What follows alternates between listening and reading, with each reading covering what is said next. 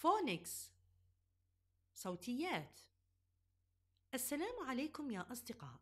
اليوم في هذا الدرس سوف نتعرف على قراءة من قراءات الحرف U، وذلك سيساعدك على النطق والقراءة الصحيحة.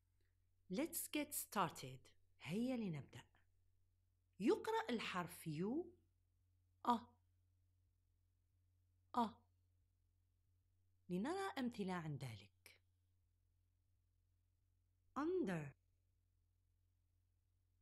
under cup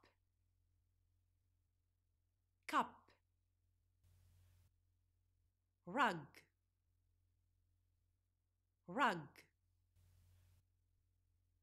jug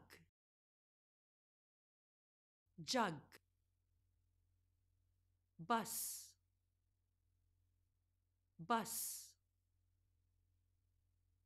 duck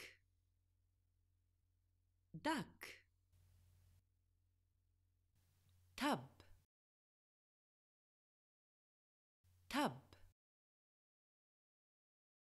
شكراً على المتابعة، ونلتقي في الفيديو المقبل إن شاء الله. إذا أحببت الفيديو اعمل لايك، اشترك واضغط على جرس التنبيهات ليصلك كل جديد. Goodbye. إلى اللقاء.